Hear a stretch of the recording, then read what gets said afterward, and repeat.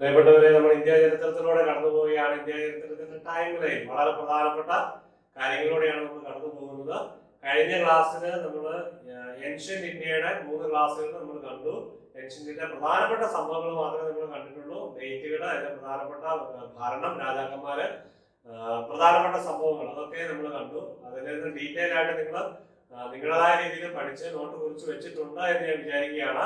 ഇനിയും നമ്മൾ മിഡീവൽ ഇന്ത്യയിലേക്ക് പ്രവേശിക്കുകയാണ്. ഏൻഷ്യന്റ് ഇന്ത്യക്കാരും കുറെ കൂടെ പഠിക്കാൻ നമുക്ക് താല്പര്യം തോന്നുന്ന ഒരു ഏരിയയാണ് മിഡീവൽ ഇന്ത്യ. അപ്പൊ നമ്മൾ കുറെ കൂടെ നമുക്ക് അറിയാവുന്ന കാര്യങ്ങളിലേക്ക് വരുമ്പോൾ കൂടുതൽ ഹിസ്റ്ററി പഠനം എളുപ്പമായിരിക്കും. ഹിസ്റ്ററി എന്ന് പറയുമ്പോൾ ഞാൻ വളരെ നിങ്ങളെ ശ്രദ്ധയപ്പെടുത്താൻ ആഗ്രഹിക്കുന്നത് വളരെ പ്രധാനപ്പെട്ട ഒരു ടോപ്പിക്കാണ്. നമ്മുടെ എല്ലാ പരീക്ഷകൾക്കും, PSC UPSC പരീക്ഷകൾക്കും, എല്ലാ മത്സര പരീക്ഷകൾക്കും ഹിസ്റ്ററി വളരെ പ്രധാനപ്പെട്ടതാണ്. ഹിസ്റ്ററിയിൽ ഇന്ത്യക്കാരായ നമ്മളെ സംബന്ധിച്ചിടത്തോളം ഇന്ത്യൻ ഹിസ്റ്ററി അറിഞ്ഞിരിക്കുക എന്നുള്ളത് വളരെ പ്രധാനപ്പെട്ടതാണ്. അതുകൊണ്ട് ഇത് നന്നായിട്ട് പഠിച്ചെടുക്കുക. താല്പര്യമില്ലാത്ത വിഷയമാണെന്ന് ആരും തെറ്റിദ്ധരിക്കേണ്ട, അല്ലെങ്കിൽ അങ്ങനെ മാറ്റിവെക്കൊന്നും വേണ്ട. ഈ വിഷയത്തെ സ്നേഹിക്കുക, നന്നായിട്ട് പഠിക്കുക. ഒരു വിഷയത്തെ നമ്മൾ അങ്ങ് സ്നേഹിച്ചു കഴിഞ്ഞാൽ ആ വിഷയത്തോട് കൂടുതൽ താല്പര്യം ഉണ്ടാവും, പഠിക്കാനായിട്ട് ഇഷ്ടം ഉണ്ടാവും. അപ്പൊ ഇത് മനസ്സിലാക്കി പഠിക്കുക. ഡേറ്റ് എനിക്ക് ഓർത്തിരിക്കില്ല എന്നുള്ളൊരു ചിന്തയൊക്കെ നിങ്ങളുടെ മനസ്സിൽ നിന്ന് മാറ്റിക്കളഞ്ഞേക്കുക. അപ്പൊ ഹിസ്റ്ററി, സംഭവം, പേര്, ഡേറ്റ്, സംഭവം, അപ്പൊ ഈ 3 കാര്യങ്ങളാണ് ഹിസ്റ്ററി. അത്രേ ഉള്ളൂ ഹിസ്റ്ററി. അപ്പൊ അത്രയും പഠിച്ചിരിക്കുക. ഓക്കെ. ഈ മെഡീവൽ ഇന്ത്യ, അപ്പൊ മെഡീവൽ നിങ്ങൾ കണ്ടു. ഈ മുഗൾ രാജാവിനെ പോലെ തന്നെയാണ് ഇരിക്കുന്നത്. അടുത്ത് തന്നെ നമ്മുടെ താജ്മഹൽ പോലെ, ഒരു താജ്മഹൽ ഒന്നുമല്ല, താജ്മഹൽ പോലെ. അപ്പൊ ഇത് മെഡീവൽ ഇന്ത്യയുടെ ഒരു പൂർണ്ണ രൂപമാണ്. നിങ്ങൾ കണ്ടാൽ കുറെ നിർമ്മാണങ്ങൾ നടത്തപ്പെട്ട ഒരു കാലഘട്ടമാണ് ഇന്ത്യയിൽ. ഇന്ത്യയിൽ ഇന്ന് നിലനിൽക്കുന്ന നിർമ്മാണങ്ങൾ ഏതൊക്കെയാണ് ഊഹിക്കാമോ? കുത്തബ് മീനാർ, ആഗ്ര ഫോർട്ട്, നമ്മുടെ ഇന്നും പ്രധാനമന്ത്രി കോശാനന്ദി പതാക ഉയർത്തുന്ന റെഡ് ഫോർട്ട്, ലാൽ കില എന്നറിയപ്പെടുന്ന റെഡ് ഫോർട്ട്, ഇതൊക്കെ ഈ കാലഘട്ടത്തിന്റെ പ്രത്യേകത. താജ്മഹൽ, ആഗ്ര ഫോർട്ട്, ഇതൊക്കെ ഈ കാലഘട്ടത്തിന്റെ പ്രത്യേകതകളാണ്, കാലഘട്ടത്തിന്റെ നിർമ്മാണങ്ങളാണ്. അപ്പൊ അത് മുഗളന്മാരുടെ കാലഘട്ടമാണ്. നല്ല നല്ല നിർമ്മാണങ്ങള് ഡൽഹി കേന്ദ്രമായിട്ട് നടന്നിട്ടുണ്ട്. ഓക്കെ, നമ്മള് ആരംഭിക്കുകയാണ്. ദ ഫസ്റ്റ് ബാറ്റിൽ 1100 നമ്മൾ ഗസ്നിവാദ ഡൈനാസ്റ്റിയോട് കൂടിയാണ് കഴിഞ്ഞ ക്ലാസ് അവസാനിപ്പിച്ചത്. ഇന്ന് നമ്മൾ അതിന് ശേഷം ഇതിനിടയിലൊന്നും സംഭവങ്ങൾ നടന്നിട്ടില്ലെന്ന് ചോദിച്ചാൽ, അങ്ങനെ ചോദിച്ചാൽ ഞാൻ പറഞ്ഞു പോകും. കാരണം ഇഷ്ടംപോലെ സംഭവങ്ങളുണ്ട്. പ്രധാനപ്പെട്ട കാര്യങ്ങൾ മാത്രമേ നമ്മൾ സംസാരിച്ചു പോകുന്നുള്ളൂ. അതുകൊണ്ടാണ് പ്രധാനപ്പെട്ട കാര്യങ്ങൾ. ഇതിനിടയിൽ ഇനി ബാക്കിയുള്ള പ്രധാനപ്പെട്ട കാര്യങ്ങളില്ലേ, ഇഷ്ടംപോലെ ഉണ്ട്. പക്ഷെ ഏറ്റവും പ്രധാനപ്പെട്ട കാര്യങ്ങൾ, അതിന്റെ ഡേറ്റ്, സംഭവങ്ങളെ പറ്റി നമ്മൾ പരാമർശിക്കുന്നത് മാത്രം. ഫസ്റ്റ് ബാറ്റിൽ ഓഫ് തറൈൻ യുദ്ധം, 2 പ്രധാനപ്പെട്ട തറൈൻ യുദ്ധമാണ്. 1191 first battle of Tarain. Okay, ആരൊക്കെയാണ് Tarain? Prithviraj Chauhan, king of Delhi, routs Muhammad ഗോറിയെ പൃഥ്വിരാജ് ചൗഹാൻ പരാജയപ്പെടുത്തുന്നു ഒന്നാം തറൈൻ യുദ്ധത്തിൽ. The Battle of Tarain is known as the Battle of Taraoi. Okay. Where fought in 1192, 93 92 കാലഘട്ടത്തിൽ near the town of Tarain, near Tareshwar, present day Haryana പ്രദേശമാണ്. അവിടെ ആ ഏരിയയാണ്, പാനിപ്പത്ത് അല്ലേ, ആ ഏരിയയാണ് യുദ്ധത്തിന് എന്താ പറയുന്നത്, യുദ്ധം നടന്ന സ്ഥലം. Between Ghorid force led by Muhammad Ghori എന്നറിയപ്പെടുന്നു. ആ ചൗഹാൻ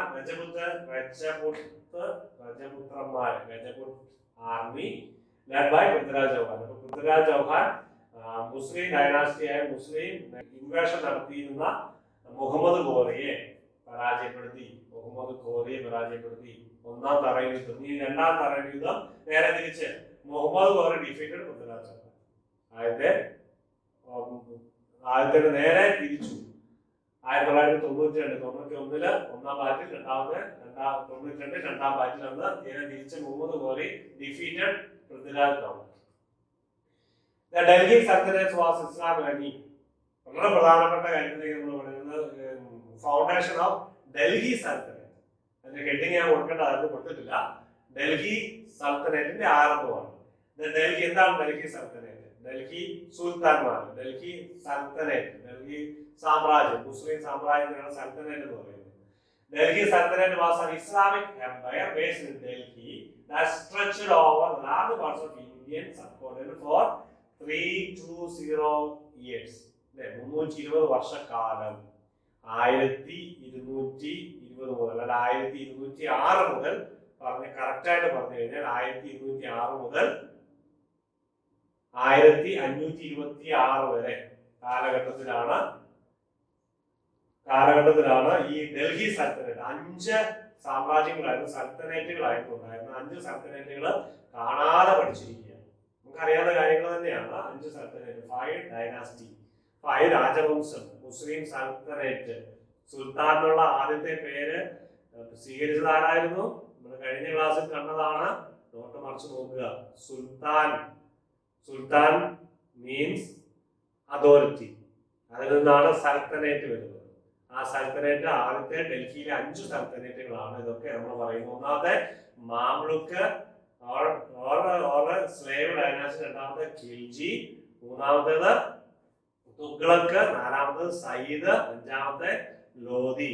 ലോധി രാജവംശത്തിലെ അവസാന രാജാവായ ഇബ്രാഹിം ലോധിയെ പരാജയപ്പെടുത്തിയാണ് ബാബർ 1526 ഒന്നാം പാനിപ്പത്ത് യുദ്ധത്തില് ആ കാലഘട്ടം വരെ 1206 മുതൽ 1526 മുഗളന്മാരുടെ ആധിപത്യം വരെ 5 സൽത്തനേറ്റുകളാണ്. മാമുലുക്ക്, ഖിൽജി, തുഗ്ലക്ക്, സയ്യിദ്, ലോധി. അപ്പൊ മാമുലുക്ക് 1206, 1290, 1900, 320, 414, 414, 451, 451, 526. ഓക്കെ, ക്ലിയർ ആയി വിചാരിക്കുന്നു. കാണാതെ പഠിച്ചു എന്ന് വിചാരിക്കുന്നു. ഇനി ഇന്ത്യ കവേഴ്സ് എവിടെയൊക്കെയാണ്? India, Pakistan, Bangladesh and some part of Nepal. ഏകദേശം നിങ്ങൾക്ക് മനസ്സിലായല്ലോ. ഈ സൽത്തനേറ്റ് എന്തായിരുന്നു? ഇന്ത്യയിലും പാകിസ്ഥാൻ, നേപ്പാളിലെ പ്രദേശമുണ്ട്, ബംഗ്ലാദേശ് ഉൾപ്പെടുന്നതായിരുന്നു ഈ Delhi sultanate. Establish slave dynasty. ഇപ്പൊ നമ്മൾ ആദ്യത്തെ കാണുകയാണ് സ്ലേവ് ഡൈനാസ്റ്റി 1206. നോക്കുക, നമ്മുടെ ആ ഏരിയ നോക്കുക. ബംഗ്ലാദേശ് ഉണ്ട്, നേപ്പാളിലെ പ്രദേശമുണ്ട്, പാകിസ്ഥാനുണ്ട്, ഇന്ത്യയുണ്ട്. ചൈന, നേപ്പാളിലെ പ്രദേശം ഇവിടെ ഈ ഏരിയ എന്ന് പറഞ്ഞാൽ ചൈനയുടെ പല പ്രദേശങ്ങളുണ്ട്. ടിബറ്റൻ ഏരിയ പെടുന്നുണ്ട് ചൈനയുടെ. ഇനി ഇത് മാംലുക് ഡൈനാസ്റ്റി, സ്ലേവ് ഡൈനാസ്റ്റി. 2 പേര് അറിയുന്നത് Mamluk, slave. Ghulam dynasty. Slave dynasty എന്ന് പറഞ്ഞാൽ പേര് വരാനുള്ള കാരണം ഇവര് സ്ലേവ് ആയിട്ട് ജീവിച്ചിരുന്ന നൊമാഡിക് പീപ്പിൾ ഒക്കെ ആയിരുന്നു. അന്ന് വാണ്ടറിങ്, ഞാൻ കഴിഞ്ഞ ക്ലാസ്സിൽ പറഞ്ഞു, നൊമാഡ്സ്. അവരിങ്ങനെ ഒരു സ്ഥലത്ത് അടുത്ത സ്ഥലത്തേക്കൊക്കെ പൊക്കോണ്ടിരുന്നവരായിരുന്നു. പല സ്ലേവുകളായി ജീവിച്ചിരുന്നവരൊക്കെ ആയിരുന്നു. പിന്നീട് അവര് പവർ വന്നപ്പോൾ ഒരുമിച്ച് കൂടിയപ്പോൾ മറ്റ് രാജ്യങ്ങളെ കീഴടക്കി അധികാരം സ്ഥാപിച്ചു വരികയാണ്. was a director in North India. Qutbuddin Aibak, slave dynasty, founder, director Turkish from Central Asia. അദ്ദേഹമായിരുന്നു ഖുത്ബുദ്ദീൻ ഐബക് ആണ് സ്ലേവ് ഡൈനാസ്റ്റിയുടെ സ്ഥാപകൻ. ഖുത്ബുദ്ദീൻ ഐബക്. നിങ്ങൾ കേട്ടിട്ടുണ്ടാവും ആരാണ്? ഖുത്ബുദ്ദീൻ ഐബക്കുമായിട്ട് ബന്ധപ്പെട്ട നിർമ്മാണം ഇപ്പൊ നമ്മൾ കാണാം. It was the first 5 unrelated dynasty. Unrelated dynasty. നമ്മൾ സൽത്തനേറ്റ് എന്ന് പറയുമ്പോൾ ഓർക്കണം, റിലേറ്റ് ചെയ്യപ്പെട്ട ഡൈനാസ്റ്റി ഒന്നുമല്ല, ഒന്നിനൊന്നും ഭാഗമൊന്നും ആയിരുന്നില്ല. ഓരോന്ന് സെപ്പറേറ്റ് ആയിരുന്നു, അൺറിലേറ്റഡ് ആയിരുന്നു. Ruled India, Delhi sultanate from 1206 to 1219. He led invasion to in Gangetic hinterland of India and established control over the ഗംഗയുടെ തീരപ്രദേശങ്ങളൊക്കെ ആ ഒരു ഏരിയ അല്ലേ നമ്മളിപ്പോ കണ്ട ഭൂപ്രദേശം ഓർക്കുക, ഗംഗയുടെ തീരപ്രദേശമൊക്കെ. ഇനി റസിയ സുൽത്താനയാണ് ഏക മുസ്ലിം സ്ത്രീ ഭരണാധികാരി. സുൽത്താന എന്ന് അറിയപ്പെട്ടിരുന്നു. സുൽത്താന എന്ന പേരിൽ അറിയപ്പെട്ടിരുന്ന വ്യക്തി. സുൽത്താന എന്ന് പറയുന്നത് സുൽത്താന്റെ ഭാര്യ എന്നല്ല, സുൽത്താന്റെ സ്ത്രീലിംഗം എന്ന് ചിന്തിച്ചാൽ മതി. ഫെമിനിൻ ആയിട്ട് സുൽത്താന്റെ ഭാര്യ എന്ന പേരിൽ അറിയപ്പെടാൻ അവർക്ക് താല്പര്യം ഇല്ലായിരുന്നു എന്നുള്ളതാണ് സത്യം. സുൽത്താന റസിയ കാലഘട്ടം നോക്കുക, 1236, 1239. സ്ലേവ് ഡൈനാസ്റ്റിയാണ് Sultana Razia Sultana. Okay, first Muslim ഭരണാധികാരി റസിയ അൽ ദിൻ ഇൻ ബുധ ജനിച്ചതാണ് ഒക്ടോബർ. ബുധ അത് ആ സ്ഥലം എവിടെയെന്ന് എനിക്കറിയില്ല. ഇനിവേ നിങ്ങൾ നോക്കുക, ഒക്ടോബർ 13, 1240. ഓക്കെ, ആ കാലഘട്ടമാണ് അവരുടെ കാലഘട്ടം. Father Iltutmish. Razia Sultana was sultan in Delhi in India. Okay, 36 മുതൽ 40 4 വർഷങ്ങൾ Delhi ഭരിച്ചിരുന്നു. She was the first female ruler. He refused to address Sultana because it means wife or consort of Sultan. He would answer only to title Sultan. Sultan തന്നെ അറിയപ്പെടുന്നു, സുൽത്താന, അതായത് സുൽത്താന്റെ ഭാര്യ എന്നുള്ള പേരല്ല അറിയപ്പെടുന്നത്. Foundation of Delhi sultanate. ആരാണ് Delhi sultanate foundation? Delhi sultanate established Qutbuddin Aibak 1206. The relics of Delhi Sultanate include Qutub Minar and its surroundings, monument and Tughlaqabad. ഈ തുഗ്ലക്കാബാദ് ഫോർട്ട് ഇന്ന് നിലനിൽക്കുന്നതല്ല, അത് അബാൻഡൻ ചെയ്ത ഒരു ഫോർട്ടാണ്. വലിയൊരു പഴയ കാല, അതായത് ഈ കാലഘട്ടത്തിലെ വലിയൊരു കോട്ടയായിരുന്നു Tughlakabad fort. Okay. During this time, the city became the center for culture. Delhi Sultanate came to an Delhi Sultanate area. Delhi Sultanate came to an end in 1526. When Babur defeated, first battle of Panipat, Mughal Empire. India threatened by Mongol invasion under Genghis Khan. ഈ കാലം Delhi sultanate അങ്ങനെയൊക്കെ പോകുന്നു. സൈഡായിട്ട് ബാക്കി കാര്യങ്ങളൊക്കെ നോക്കുക. Genghis Khan, Mongolian പ്രദേശം, മംഗോളിയന്മാരെ എവിടെയാ? നമ്മുടെ മാപ്പ് നോക്കുകയാണെങ്കിൽ ഇന്ത്യയുടെ നോർത്തേൺ പ്രദേശം നേരെ തലയ്ക്ക് പോകുന്നു. നമ്മുടെ കാശ്മീരാണ്. കാശ്മീരൊക്കെ അപ്പുറത്തേക്ക് മുകളിലോട്ട് പോവുകയാണെങ്കിൽ മംഗോളിയൻ പ്രദേശങ്ങൾ, ആ ഒരു പേര് അറിയപ്പെടുന്ന, നിങ്ങൾ മാപ്പൊക്കെ നോക്കിയാൽ അറിയാം. മംഗോളിയൻ. ഇന്ത്യ കഴിഞ്ഞാൽ മുകളിലോട്ട്, കാശ്മീർ കഴിഞ്ഞാൽ ഭൂപ്രദേശം ഒന്നും ഇല്ലെന്ന് ചിന്തിച്ചേക്കരുത്. അങ്ങോട്ട് പോയി കഴിഞ്ഞാൽ നോർത്ത് പോൾ വരെ എത്താം, അല്ലേ? നോർത്ത് പോളിൽ ചെന്ന് നേരെ താഴോട്ട് അപ്പുറത്തേക്ക് പോകും. അപ്പൊ നോർത്ത് പോൾ വരെ പ്രദേശങ്ങളുണ്ട്. നോർത്തേൺ പോൾ ഏതാ? അവിടെ ഐസ് കവേർഡ് ആണ്, പക്ഷെ അങ്ങനെ ഭൂപ്രദേശമുണ്ട്. ഇവിടെ എന്റെ മുകളിലേക്ക് പോവാണ് റഷ്യയുടെ സൈബീരിയൻ പ്രദേശങ്ങളുണ്ട്. ഇന്ത്യയുടെ മുകളിലേക്ക് പോവാണ്. സൈബീരിയൻ പ്രദേശങ്ങൾ എന്ന് പറഞ്ഞാൽ നിങ്ങൾക്കറിയാം, മഞ്ഞ് മാത്രമേ ഉള്ളൂ. മഞ്ഞ് മാത്രമുള്ള പ്രദേശമാണ് സൈബീരിയ എന്ന് പറഞ്ഞാൽ അമേരിക്കയുടെ അലാസ്ക വരെ നീണ്ടു കിടക്കുകയാണ്. അലാസ്കയ്ക്കും സൈബീരിയയ്ക്കും ഇടയിലുള്ള ഒരു പ്രദേശമാണ്. അവിടെ ഒരു കടലെടുത്തുണ്ട്. ഏത് കടലുണ്ട്? Bearing straight. അവിടെ ഈ പ്രദേശങ്ങളൊക്കെ ജീവിക്കുന്ന മനുഷ്യന് പറയുന്ന പേരെന്താ? പിഗ്മി അല്ലല്ലോ, ഈ എന്താ പറയുന്നത്, ഇഗ്ലൂ. അവരുടെ വീട്, മഞ്ഞ് വീട്, ഇഗ്ലൂ എന്നാണ് അറിയപ്പെടുന്നത്.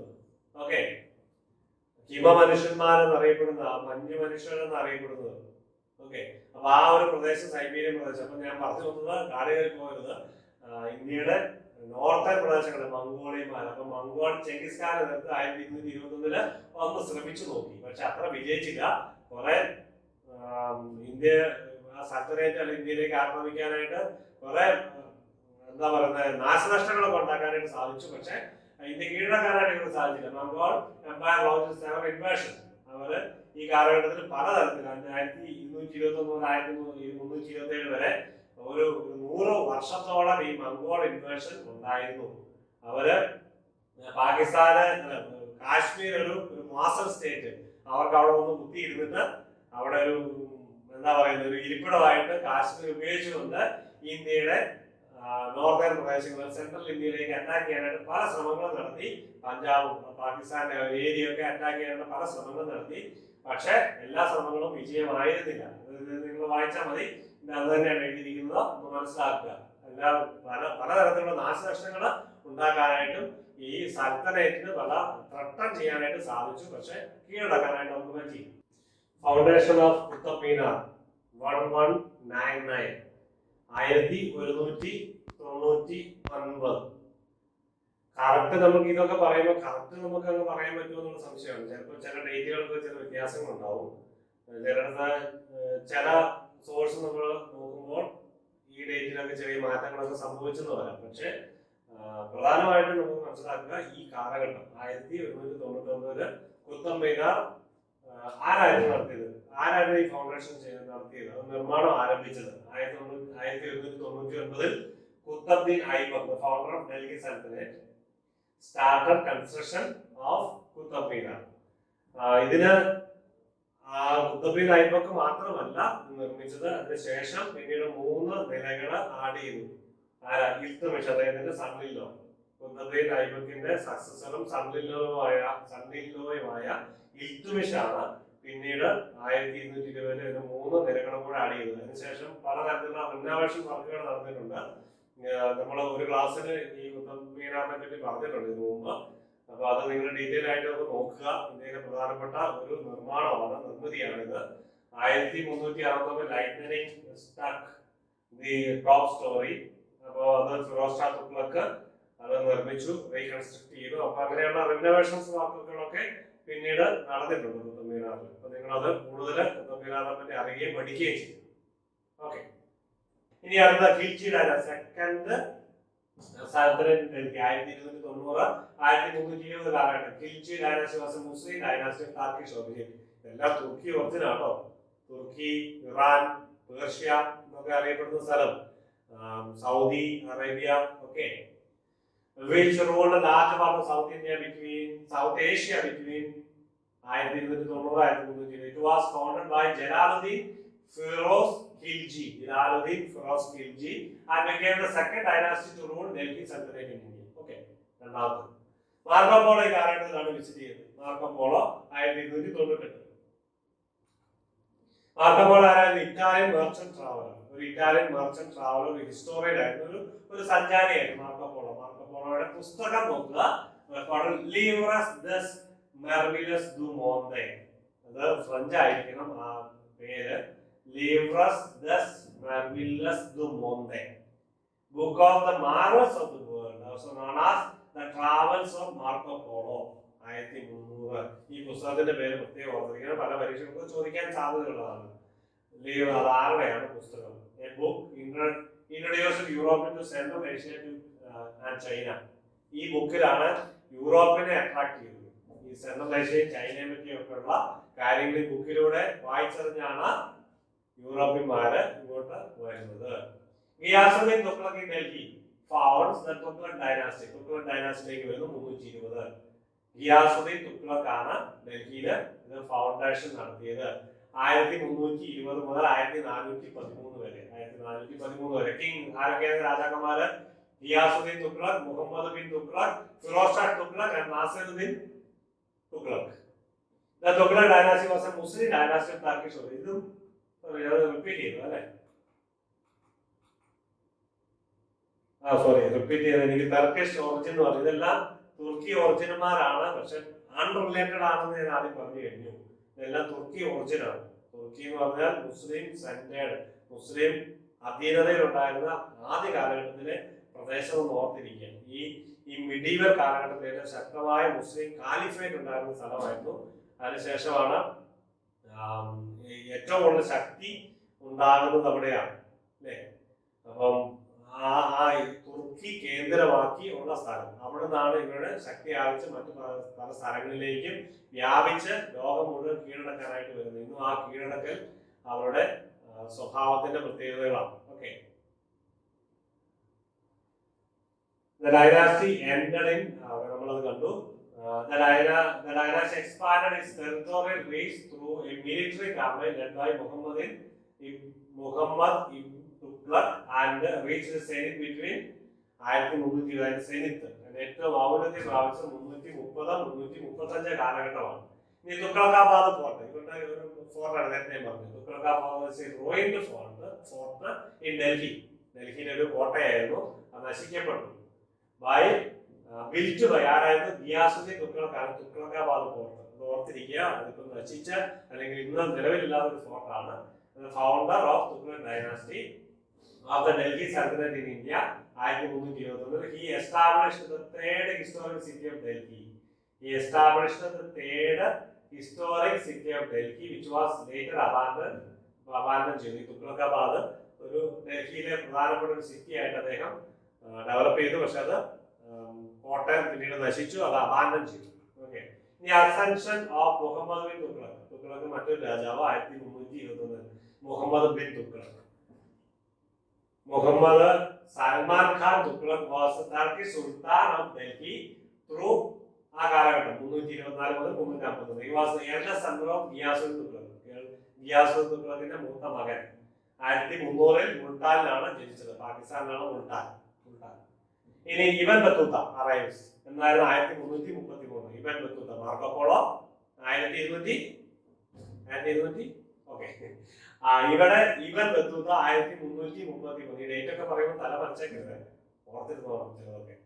ഇബൻ ബത്തൂത്ത ഇതൊരു ഒരു പേർഷ്യൻ മുസ്ലിം ട്രാവലറാണ്, അല്ലെങ്കിൽ ഒരു മുഹമ്മദ് ഇബൻ ബത്തൂത്ത ഇബൻ എന്നൊക്കെ എനിക്ക് വായിക്കുന്നത് IBN was a medieval Berber Muslim. Berber എന്ന് പറഞ്ഞാൽ indigenous ethnic group of Maghreb region of north Africa. North ആഫ്രിക്കയിൽ ഒരു ക്ലാനായിരുന്നു, അല്ലെങ്കിൽ ഒരു എത്നിക് ഗ്രൂപ്പാണ് ഈ ബർബർ മുസ്ലിം. അതായത് ഒരു ബർബർ മുസ്ലിം, മിഡീവൽ ബർബർ മുസ്ലിം ആയിരുന്നു. Traveller and scholar who widely recognised as one of the greatest travellers of all time. ഒരു പ്രധാനപ്പെട്ട സഞ്ചാരി, എല്ലാ കാലഘട്ടത്തിലും സ്മരിക്കപ്പെടുന്ന പ്രധാനപ്പെട്ട സഞ്ചാരിയായിരുന്നു ഇവൻ ബത്തൂത്ത. അദ്ദേഹം 1333 ഇന്ത്യ. ഓക്കെ, നമ്മൾ ഇതോടുകൂടി ഈ ഇന്നത്തെ ക്ലാസ് അവസാനിക്കുന്നു. നമ്മൾ അടുത്ത ക്ലാസ്സിൽ മിഡീവൽ ഇന്ത്യയുടെ അടുത്ത ക്ലാസ് വരും. മിഡീവൽ ഇന്ത്യയുടെ ഒരു ക്ലാസ് അവസാനിച്ചു. ഇനി അടുത്ത ക്ലാസ്സുകൾ പലതും വരുന്നു. അപ്പോൾ നിങ്ങൾ നന്നായിട്ട് പഠിക്കുക. അല്പം കൂടി ഈ നമ്മുടെ ഡൽഹിയായിട്ട് ബന്ധപ്പെട്ട് വരുമ്പോൾ കൂടുതൽ പഠിക്കാനായിട്ട് നിങ്ങൾക്ക് താല്പര്യം തോന്നുന്നുണ്ടെന്ന് ഞാൻ വിചാരിക്കുന്നു കേട്ടോ. അപ്പോൾ നിങ്ങൾ നന്നായിട്ട് പഠിക്കുക. നിങ്ങൾക്ക് എല്ലാ വിജയങ്ങളും നേരുന്നു. ഹിസ്റ്ററി പ്രധാനപ്പെട്ട വിഷയമാണ്. ഒരിക്കൽ കൂടി പറഞ്ഞുകൊണ്ട് ഈ ക്ലാസ് അവസാനിപ്പിക്കുന്നു. നന്ദി.